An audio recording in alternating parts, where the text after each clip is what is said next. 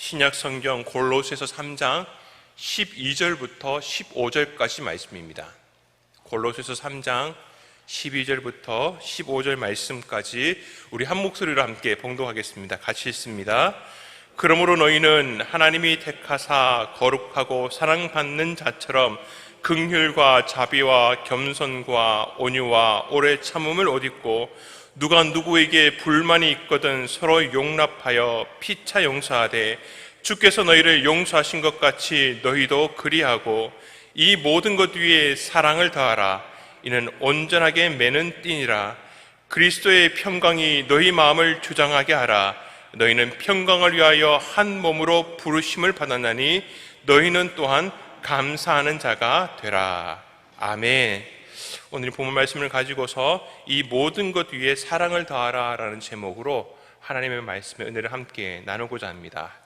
오늘도 우리 성도님들께서 오늘 하루가 우리가 살아온 날들 가운데서 가장 멋지고 가장 은혜가 넘치고 가장 하나님의 사랑을 경험할 수 있는 귀한 날이 되시기를 주님의 이름으로 소망합니다. 지난 주일에 그래도 그저께네요, 담임 목사님께서 설교하시는 가운데서 마지막에 이제 원탁의 기사에 대한 이야기를 잠깐 하시지 않았습니까? 그 얘기를 들으니까 또 갑자기 군대 때가 생각이 나더라고요. 공교롭게 지난주에도 군대 얘기를 했는데 오늘도 군대 얘기로 시작을 합니다. 근데 군대 얘기를 할 때 제가 마음이 좀 불편한 게 뭐냐면은 저기 앉아 계신 우리 서정현 장로님께서 제가 근무했던 7사단의 사장님으로 계셨거든요. 사단장님으로. 그래서 장로님께서 인사하러 올 때마다 아유 장로님 안녕하세요 이렇게 악수를 해야 될지 장로님한테 이렇게 단결을 해야 될지 그리고 가끔 이렇게 얘기를 하는 게 좋은 얘기만 해야 되는데 부대에서 이 부대에 좋지 않은 이야기들을 가끔 이렇게 얘기를 하다가 보면은 장로님이 괜히 전화하셔가지고 야 그쪽 부대 그런 일 있다며 얘기하실까봐 괜히 제가 이제 선배가 돼가지고 저희 부대에 뭐 안 좋은 걸 이렇게 까발리는 것 같은 그런 느낌이 있어서 참 조심스럽습니다. 오늘은 좋은 이야기입니다. 이제 군대에서요, 아침에 기상을 하면은 이제 아침 점호를 합니다. 앞에 나와가지고 앞에 이제 부대 연병장이라든지 이렇게 좀 넓은 데에 나와가지고 일단 인원 점검을 먼저 하고요. 그리고 이제 인원 점검 이제 신고를 합니다. 무슨 부대 인원 보고 저 다 까먹었지만은 보고를 하고 이상무 하고 나면은 이제 일찍 사관이라고 합니다. 간부들이 이제 밤을 새거든요. 당직을 한 일찍 사관이 그 뒤에 순서들을 이제 진행을 합니다. 애국가 제창을 하고, 예, 어떤 날은 막 사절까지 다 부릅니다. 사절까지 다 부르고, 애국가 제창하고 난 다음에 묵념 한번 하고, 또 뒤로 돌아서 가지고, 전방에 힘찬 함성 발사! 그러면 와! 하고 10초 동안 발사하거든요. 하고 난 다음에 그러면 이제 거의 다 끝난 겁니다. 그리고 나서 하는 게 뭐냐 하면은 이제 아침 구보를 합니다. 보통은 이제 각 부대마다 이제 연병장이라고 해서 크다는 운동장이 있거든요. 운동장을 이렇게 몇 바퀴를 도는데 제가 있었던 부대는 그렇게 연병장이 크지가 않았습니다. 그래서 연병장 도는 거는 거의 돌지 않았고 저희 옆에 있는 부대가 이제 의무대가 있었거든요. 그래서 거기까지 거리가 1km 조금 넘더라고요. 거기까지 갔다 오는 걸 주로 많이 했었습니다. 근데 이제 구보한다고 딱 나가면은 이제 당직 사관은 이렇게 사무실로 들어가잖아요. 그러면 들어갈 때쯤에는 막 열심히 뜁니다. 막 힘들어지고 하나 둘 셋 넷 하고 하고 가다가 저기 이제 부대를 나가서 조금만 가면은 그때부터 걷거든요. 아침부터 뛰는 게 이게 너무 힘듭니다. 특히 고3들이 뒤에서 가다 야야야 뛰지 마 이렇게 막 말리거든요. 그래서 걷다가 중간에 이렇게 돌아옵니다. 근데 이제 의무대를 이렇게 지정하는 이유 중에 하나가 간부들 중에서 이제 어떤 간부들이 있냐면은 꼭 의무대로 전화를 합니다. 전화를 해가지고 우리 부대원들 거기 아침에 뛰러 갔다 왔냐고 꼭 확인하시는 분들이 계세요. 몇몇 간부들이 그러다가 보니까 이제 요령이 나중에 생기더라고요. 어떤 간부 있을 때는 어쩔 수 없이 다 뛰어갔다 오고 어떤 간부 있을 때에는 가다가 중간에 걷고 다시 돌아오다가 부대쯤 가까이 왔을 때 또 크게 막 확 외치면서 이렇게 뛰어서 들어오거든요. 하여튼 군대에서 세상의 요령이란 요령은 다 배우는 것 같습니다. 근데 이제 원탁의 기사 얘기했던 이유가 뭐냐면은 이렇게 구보를 하면서 하나, 둘 이렇게도 하지만은 노래를 합니다. 주로 이제 군가를 부르거든요. 군가 말고 이제 부르는 거를 이제 싸가라고 합니다. 예, 싸가. 그냥 사가라고 하지 않고 사적인 노래가 아니라 싸가라고 이렇게 부르는데 그렇게 불렀던 노래 가운데 하나가 원탁의 기사 만화 주제가입니다. 희망이여 빛이여 여러분들이 다 기억나실지 모르겠지만은, 예, 그걸 부릅니다. 저는 군대에서 구보를 하면서 만화 주제가 웬만한 거 다 외웠습니다. 이게 참 원탁의 기사가 이 노래가 좀 의미가 있는 게 저기 뒤에 가면요, 위대한 이 나라의 통일을 위해 오늘도 달린다 이렇게 하거든요. 이게 꼭 우리나라 군가 같잖아요. 꼭 분위기가. 야, 군가 못지않은 가사입니다. 근데 이제 조금 다른 얘기를 하자면은 그런 막 힘찬 노래도 있지만은 이 군생활의 애환을 같이 부르는 노래가 있습니다. 군생활을 하면 외롭잖아요. 막 어떨 때는 슬프고 막 남자들도 불구하고 막 눈물이 날 때가 있습니다. 이런 애환을 달래는 또 노래가 있더라고요. 이 노래가 뭐냐면은 외로워도 슬퍼도 나는 안 울어. 캔디 노래입니다. 이거 뭐 다른 부대는 저는 모르겠습니다는 저희 부대는 이 노래 부르면서 뛰었습니다. 남자들이 우통 다 벗고요, 알통구보 하잖아요. 우통 다 벗고 그냥 이렇게 뛸 때도 있지만 가끔 이렇게 박수를 치면서 뜁니다. 멋지지 않겠습니까? 외로워도 슬퍼도 이렇게 뛰는 거예요. 그런데 제가 있었던 부대에서 이제 의무대 가는 길이 평지입니다. 사실 평지이기 때문에 왔다 갔다 하는 길이 한 2km 조금 넘거든요. 그 정도는 뜁니다. 그런데 뭐 유격 훈련이라든지 좀 특수 훈련을 하게 되면은 조금 다른 장소로 가게 돼서 아침에 뛸 때 좀 뛰는 코스가 좀 다릅니다. 특별히 이게 언덕을 올라가요. 예, 거리도 훨씬 더 멉니다.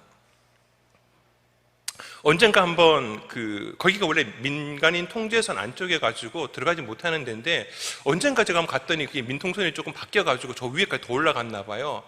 제가 그때 뛰었던 거기까지 들어갈 수가 있더라고요. 그래서 차를 가지고서 그 길을 가봤는데 도대체 제가 이해가 안 되는 게 뭐냐면은 내가 저기서부터 여기까지 올라봤다라는 게 이게 이해가 안 되는 거예요. 아무리 제가 체력이 좋았을 때를 생각을 해봤는데, 야, 이게 가능했을까? 그때를 생각을 해보니까 그때도 그랬던 것 같아요. 우통 다 벗고 막 위대한 이 나라에 이렇게 뛰면서 우통 다 벗고 또 박수 치면서 외로워도 슬퍼도 그러면서, 그리고서 어디로 올라가냐 하니까 언덕을 뛰어 올라간 겁니다. 언덕을요. 그런데 안 힘들었겠습니까? 그런데 저희 부대 한 40-50명 되는 부대원들 가운데서 한 명도 나고자 없이요, 그 언덕까지 올라간 겁니다. 그때는 생각을 해봤습니다. 해보니까요, 정말 다시 생각하기 싫습니다. 왜냐하면은 힘들잖아요. 사실은 너무 힘들잖아요. 힘드니까 중간에 가다가 이렇게 걷는 친구들이 있습니다. 그러면 뒤에 가는 고참들이 뒤에서 어떨 때 주먹으로 때려요. 그러다 뭐 어디 명치를 때리는 게 아니라 막 이렇게 근육 같은 데 있잖아요. 정신 차리라고 막 때리기도 하고 막 뒤에서 밀어주기도 하면서 막 욕을 합니다. 이 새끼 저 새끼 그러면서 막 욕을 합니다. 그런데 결국에는 그 인간들 다 데리고 가가지고 그 언덕 위에 올라가지고 정상에 올라가지고 아래쪽을 내다보면요, 얼마나 멋진지 모릅니다. 거기서 함성 외치면요, 세상 떠나갈처럼 외칩니다. 지금 뛰라 그러면 저 절대 못 뜁니다. 절대 못 뛰고요, 그런 평지는 저는 뭐 100m도 뛰더라도 허걱거리고 지치고, 제가 제일 체력이 좋았을 때를 생각을 해서 과연 올라갈 수 있었을까 생각해 보니까 저 못할 것 같습니다. 그런데 생각을 해보니까 그때는 왜 가능했을까? 같이 하니까 되더라고요. 같이 하니까 되더라고요. 사랑하는 성도 여러분, 어떤 분이 그런 얘기를 하더라고요. 혼자 가면 빨리 가는데 함께 가면 더 멀리 갈 수 있다라고 그런 얘기를 합니다. 오늘 말씀을 보면은 앞에 말씀들은 이제 그리스도인들이 새롭게 변화받은 사람들이 우리가 땅의 지체를 죽이기 위해서 하지 말아야 될 것들에 대해서 이야기를 하고 있다면은, 오늘 이 본문 말씀은 우리가 어떻게 살아야 될지에 대해서 더 능동적으로 우리가 해야 될 그런 덕목들을 이야기를 해주고 있습니다. 겸손해야 되고요, 그리고 온유해야 되고, 그리고 용서해야 되고, 긍휼과 자비를 베풀어야 되고, 오래 참아야 되고, 이런 부분들이 우리에게 요구되고 있습니다. 그런데 그 가운데서 가장 중요하게 우리에게 권면하고 있는 덕목이 있다면 바로 사랑입니다. 이 모든 것을 사랑의 띠로 메어버리라고 그렇게 이야기를 합니다. 우리 사실 사랑의 띠 많이 노래합니다. 우리가 몰라서 그렇지. 우리 예배 끝나고 난 다음에 우리는 생명나무로 이렇게 찬양하잖아요. 사실 원곡이 여러분들 뭔지 다 까먹으셨잖아요. 그죠? 그게 원래 원곡이 우리는 사랑의 띠로 하나가 되었습니다. 그 노래입니다. 그런데 이제 우리 교회에 맞춰가지고 우리가 가사를 바꿔서 우리 교회의 노래로 바꾼 거죠. 원래 그 곡이 우리는 사랑의 띠로 하나가 되었습니다라는 찬양입니다. 그러니까 우리는 매일매일 예배 드릴 때마다 생명나무로 그리고 그 곡에 올려 있었던 사랑의 띠로 하나 되는 것을 노래하고 있는 그러한 성도들입니다. 그렇게 결단하는 성도들입니다. 그런 사랑하는 성도들이기 때문에 늘 항상 함께 가는 모습이 우리 가운데 있는 줄 믿습니다. 제가 책을 좋아하다가 보니까요, 저희 교구에서 가끔씩 저를 위해서 책을 지원해 주시는 집사님이 계십니다. 가끔씩 문자가 와요. 목사님, 필요하신 책이 있으면 이름 보내주세요 라고 이렇게 보내주시는 분이 계십니다. 그래서 막 보내드리면은 또 책을 어디서 하시는데 구해와 이렇게 사주세요. 그래가지고 덕분에, 집사님 덕분에 제가 책을 좀 보게 되는데, 최근에 이제 제가 그분에게 부탁을 해가지고 받은 책 가운데 돌아가셨지만은 이어령 교수님 책을 몇 권을 좀 사서 읽고 있는 중입니다. 근데 그분이 쓰신 책 가운데에 생명이 자본이다라는 책이 있습니다. 생명이 자본이다라는 책이 있는데, 거기에 보면은 이 사람이라는 단어, 사랑이라는 단어의 어원과 관련해서 이야기를 하면서 이런저런 짧은 이야기들을 좀 얘기를 해주고 있습니다. 우리말에 이제 사람이라고 하는 단어 자체가 어디에서 왔냐라는 어원적인 해석이 있는 가운데 가장 이제 사람들이 타당하게 보는 게 살다라고 하는 동사에서 이 명사형 조사라고 하죠. 뭐 암, 옴 이게 붙어가지고 이게 사람이라고 하는 명사가 만들어졌다라고 그렇게 얘기를 합니다. 뭐 얼다라는 동사가 이제 얼음 되기도 하고, 밝다가 밝음이 되기도 하고, 뭐 뛰다가 뜀이 된다고 하는 이런 식으로 이렇게 명사형으로 되는 것이 바로 살다에서 사람이 되었다라고 그렇게 얘기를 합니다. 이제 그래서 그런 걸까요? 이제 사람의 끝에 받침을 보면 미음자로 되어 있잖아요. 사람은 이 미음자에 네모난 거에 굉장히 익숙합니다. 그래서 지금 당장에 제가 보고 있는 이 설계원고도 이제 네모나죠. 책도 네모나죠. 여러분들 핸드폰도 동그란 거 없잖아요.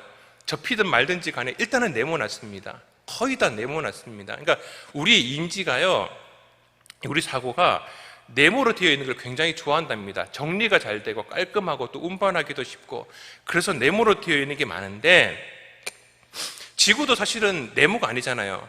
근데 동그랗게 만들면 우리가 어디가 앞이고 어디가 뒤인지 어디가 중심인지 구분이 안 되니까 이게 불편한데, 딱 네모가 이렇게 만들어져서 지도가 되어 있으면은 어디가 북쪽이고 어디가 남쪽이고, 이것도 사실은 우리가 임의로 정한 겁니다. 근데 북과 남, 좌우 이렇게 어디가 중심 딱 이렇게 만들어야지만 우리가 이렇게 편한 거죠. 편리한 겁니다. 근데 우리 인생 자체가 그렇게 네모난 것에 딱 만들어져 있는, 이걸 이제 뭐 이분법의 기초에서 나눠져 있다라고 얘기를 합니다. 그런데 이 네모난 것으로 짜여 있는 인생들이 참 갑갑할 때가 많습니다. 네모로 짜였기 때문에 나눠져 있잖아요. 위아래로 나눠져 있고 좌우로 나눠져 있고, 항상 우리는 나눠져 있습니다. 각이 져 있고요. 그렇게 우리 인생 가운데 살아가고 있는데도 그런데 반면에 우리 주변을 돌아보면 자연의 대부분은 다 곡선입니다. 그죠? 산도 사실은 네모난 산이 없지 않습니까? 산도 거의 원뿔형으로 생겼고 다 곡선입니다. 다 곡선. 태양도 둥글죠. 우리 지구도 둥글죠. 거의 다 곡선 아니면 원형의 모습입니다. 사람도 마찬가지잖아요. 사람도 눈도 동그랗습니다. 성질나면 네모로 바뀌기는 하지만은, 세모로 바뀌기도 하지만은 다 동그랗습니다. 다 곡선입니다. 몇몇 약간 직각이 있지 할지라도. 그런데 이런 네모에 너무나 익숙한 사람들이 자연의 형상으로 되어 있는 너무나 자연적인 이 곡선, 원을 받아들이게 됐을 때 어떤 모습이 나타나느냐? 사람에서요, 이 미음자가 사랑이라는 단어로 바뀐다는 겁니다. 저는 이 말이 너무 확 와닿더라고요. 이 미음이라고 하는데 미음이 되지만은 잘못 발음하면 미움이 되기도 하잖아요, 이게. 그래서 이 사람이라고 하는 단어 자체에 미움이라고 하는 단어가 포함되어 있기도 하지만은, 이 네모난 이 곡선의 이 네모에 모서리가 달아지면은 그게 이응으로 바뀌면서 우리 가운데 사랑의 둥근 원으로 변할 때 우리 사회, 우리 경제 이 모습이 바뀌지 않게 될까? 이게 이어령 교수님의 이야기입니다. 제가 이거를 읽으면서요, 너무 와닿는 겁니다. 이분이 이제 대놓고 크리스찬인 걸 내놓게 하진 않았지만은, 제가 이제 개인적으로 이 글을 읽으면서 와닿았던 거는 뭐냐 하면은, 우리가 만일 우리가 인간이 참 네모난 모습 가운데 살아가고 있는데 하나님의 말씀, 하나님의 창조되어 있는 원리, 우리를 구원하시는 그 사랑의 원리들을 우리가 가지고 온다면은 우리의 이 미음자가 네모난 것들의 모서리들이 달아지잖아요. 그러면 거기에서 사랑이라고 하는 단어가 나오지 않을까라고 하는 그런 생각이 듭니다. 우리 사랑하는 성도 여러분, 우리는 참 각진 사람들입니다. 여기 있는 우리 사람들 가운데서요, 모서리가 없는 사람들이 없습니다. 확인하고 싶으면 옆에 가셔가지고 한번 5분만 대화해 보시면 됩니다. 1, 2분은 우리가 참 잘 지켜냅니다. 그런데 5분쯤 지나가지고 내가 마음이 편하잖아요. 그러면 그때부터 내가 가지고 있었던 모서리들이 나오기 시작을 합니다.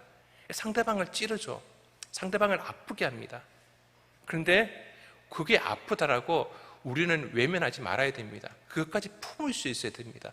오늘 말씀하고 있는 사랑에 대한 이야기를 하면서 앞에서 이야기하고 있는 온유와 겸손, 자비와 긍휼, 오래 참음, 왜 이걸 먼저 얘기할까요? 여러 가지 해석을 할 수 있겠지만은 저는 이 사랑이라고 하는 단어 가운데서 사랑이라고 하는 우리가 실천적으로 행동해야 될 우리의 이 아름다운 덕목 앞에서 이걸 얘기하고 있는 것은 우리가 사랑하기 위해서는 상대의 그 아픔을 내가 받아와야 되는 것이고 상대의 그 아픈 것을 끌어안아야 되는데 오래 참지 못하고 자비와 긍휼이 없고 온유와 겸손한 마음으로 그걸 받아들이지 않으면은 결코 사랑할 수가 없다라는 겁니다. 품을 수 있어야 됩니다. 안아야 됩니다. 그래야지 더 멀리 갑니다. 우리는 너무 빨리 가야 된다라고 하는 마음에 사로잡혀 있지는 않습니까? 그러다가 보니까 야, 요번에는 안 되겠어. 넌 빠져 있어. 너는 빠져 있어. 야, 요번에는 그냥 나 혼자 하는 게 나을 것 같아. 이 사람이 누구였냐면은 사도 바울입니다. 제가 이제 그 담임 목사님께서 또 교회에서 배려하신 덕분에 이제 총신대 일반대학원의 신약 전공 지금 석사 과정을 따라하고 있는데 지금 휴학 중에 있거든요. 이제 공부하는 가운데 교수님 한 분이 이제 사도행전 연구라고 하는 이제 수업 가운데서 이제 자기 본인의 이제 그 발제하신 약간 레포트 형식입니다. 논문까지는 아니고 그걸 이제 유럽에서 공부하시는 가운데서 교수님들한테 보여주신 것들을 얘기를 해주시는데 그 내용의 가운데 이게 이런 내용입니다. 교수님들이 그 나이 지긋하신 교수님들께서 그 발제된 논문을 보시고서 야, 이거 충분히 가능성이 있는 얘기다라고 얘기를 하신 게 뭐냐면은 사도 바울이 처음 부르심을 받고 난 다음에 사역을 할 때 보면은 굉장히 열심입니다. 굉장히 막 빨리 달리는 것 같습니다. 그러다가 보니까 빨리 가야 되는 마음이 있어야 되는지를 모르겠지만은 주변에 자기랑 마음이 안 맞으면 자꾸 보내버립니다. 1차 선교 여행을 떠나다가 마가 요한이 따라가다가 중간에 돌이킵니다. 여러 해석이 있습니다. 왜 마가 요한이 돌아가셨을까? 왜 중간에 돌이켰을까? 어떤 해석자는 선교하는 것이 너무 힘들어서 앞으로 만날 사람들에 대해서 박해가 너무 심해지니까 그게 힘들어서 돌아갔다는 이야기도 있고 또 어떤 설에서는 이 사도 바울이 너무 이방인들만 만나는 겁니다. 그러니까 마가 요한 입장에서는 유대인 입장에서는 이방인을 만나면 자꾸 자기가 부정해지거든요. 그러니까 이걸 못 견디는 겁니다. 당시 초대교회 성도들이 이 할례 받은 사람들이 무할례자와 만나는 게 이게 너무 불편해서 그래서 마가 요한이 돌아왔다라고. 생각을 해보면은 마가 요한이 쓴 게 마가복음이잖아요. 그리고 마가 다락방에서 예수님께서 12제자들과 함께 최후의 만찬을 하셨습니다. 그런 의미에서 보면 또 그것도 타당합니다. 아무튼 무슨 일이었는지 모르겠지만은 마가 요한하고 문제가 있으니까 마가 요한이 돌아가 버립니다. 붙잡지도 않습니다. 거기다가 두 번째 선교 여행 떠나려고 할 때 이 마가 요한 때문에 그렇게 친했던 바나바하고요 엄청나게 싸워버립니다. 성경 말씀에 보니까 다투었다라고 그렇게 되어 있는데 원어를 보면요 상상이 가는 게 주먹만 이렇게 날리지 않았을지 거의 주먹 다짐까지 하지 않았을까라는 상상이 들 정도로 엄청나게 싸우고 가버립니다. 자기 혼자. 물론 이제 신라가 따라가기는 하지만은 그래서 그런지는 모르겠지만 사도 바울은요 다른 사도와 다르게 다니는 곳곳마다 너무 두드려 맞습니다. 너무 박해를 많이 받습니다. 너무 핍박을 많이 받습니다. 아니 다른 사도들도 박해가 없었던 건 아니지만은 유독 사도 바울은요 더 두드려 맞고 더 감옥에 들어갔고 더 죽을 뻔한 일들을 많이 겪습니다. 그랬던 사도 바울에게 변화가 나타납니다. 그 변화의 조짐이 뭐냐 하면은 그가 예루살렘에 다시 돌아가가지고 잡히게 되었을 때, 감옥에 들어가게 되었을 때 자기가 다메섹 도상에서 예수님을 만난 이야기를 하게 됩니다. 거기에서 얘기를 할 때 뭐라고 얘기하느냐 하면은 내가 다메섹에 가는데 사도행전 22장에 보면은 내가 다메섹에 가는 동안에 나에게 빛이 비쳤는데 이렇게 이야기를 합니다. 그런데 그가 예루살렘 감옥에서 2년 넘게 꽤 오랜 시간을 감옥 생활을 합니다. 혼자 감옥에 있는 동안에 외로웠겠죠. 찾아오는 사람이 얼마나 됐을지 모르겠지만은 그때서야 어쩌면은 사도 바울은 사람의 소중함을 알았는지 모르겠습니다. 지극히 외로워진 그 감옥에서 그는 변화를 경험하게 됩니다. 어떻게 변화를 경험하느냐면은 이제 몇 년이 지난 다음에 사도행전 26장에 보면 또다시 자기가 다메섹 도상에서 예수님을 만난 이야기를 할 때가 있습니다. 그때는 뭐라고 얘기하냐면은 내가 다메섹으로 갈 때라고 얘기하지 않고 우리가 다메섹에 갈 때라고 얘기를 합니다. 우리에게 한 빛이 비쳤는데라고 그렇게 이야기를 합니다. 그렇게 변화된 사도 바울이 나중에는 로마로 가는 그 배가 난파되었을 때 자기뿐만 아니라요, 그곳에 많은 죄수들이 있었습니다. 사형수들이 있었습니다.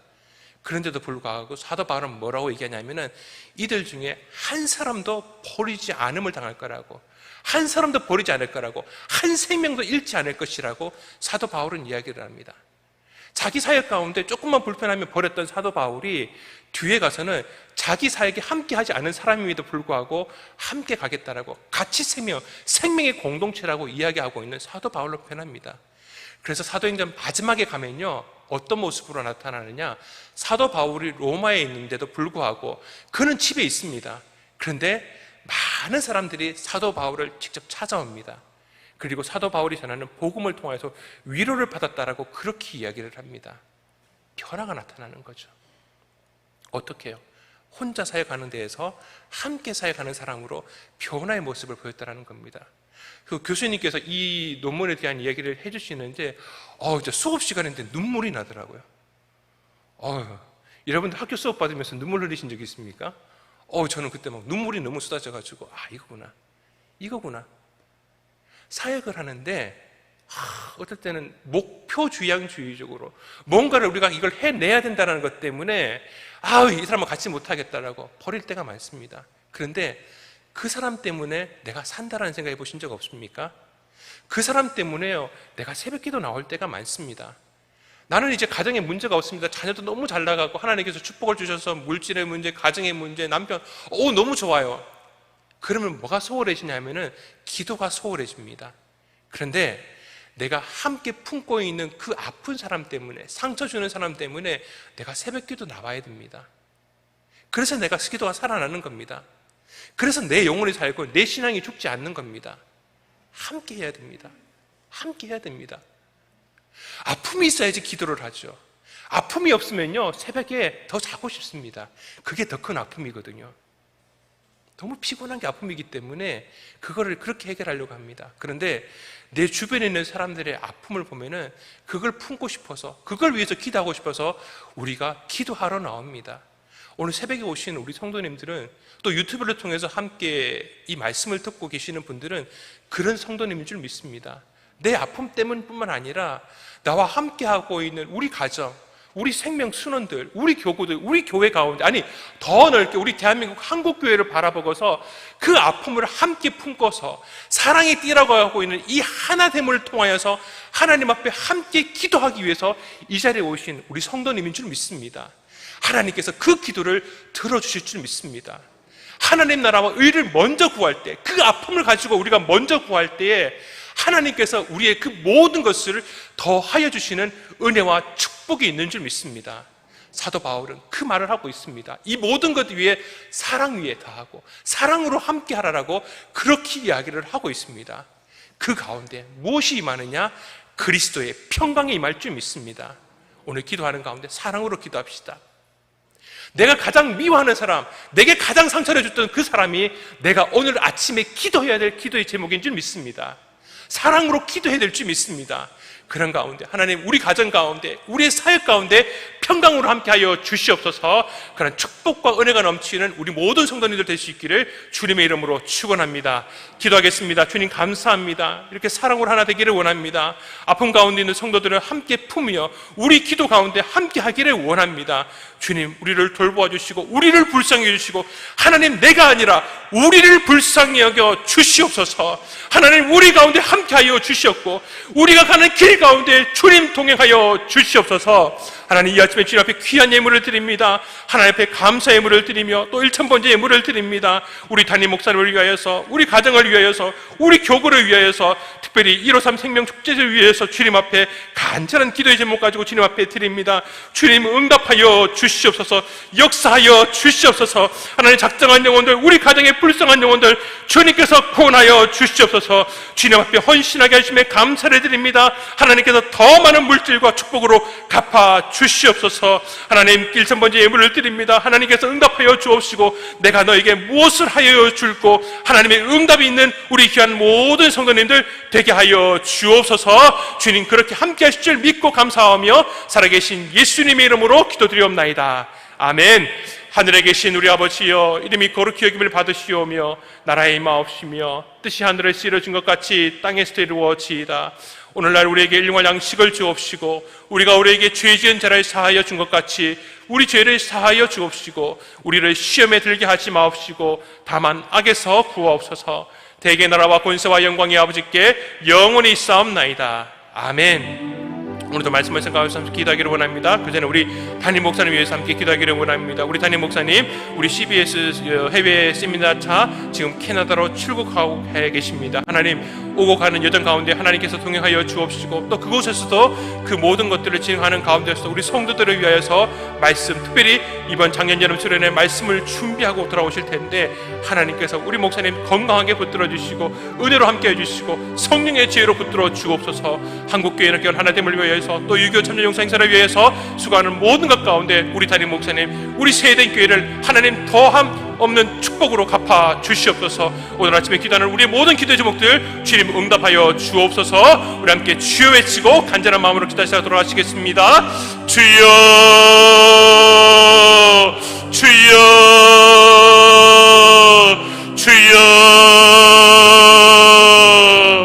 아버지 하나님, 너를 역사하시는 은혜 감사를 드립니다.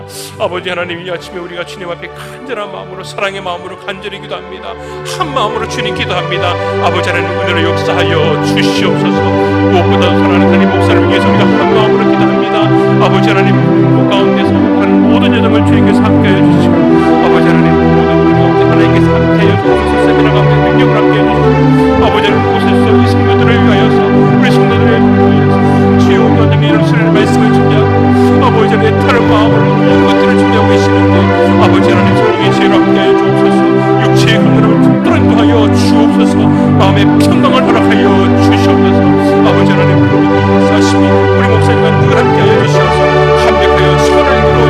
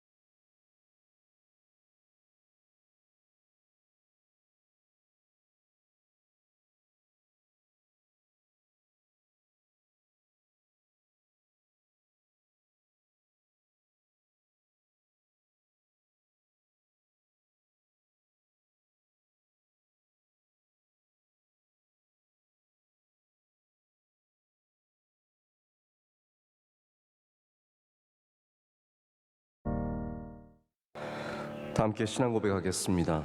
전능하사 천지를 만드신 하나님 아버지를 내가 믿습니다.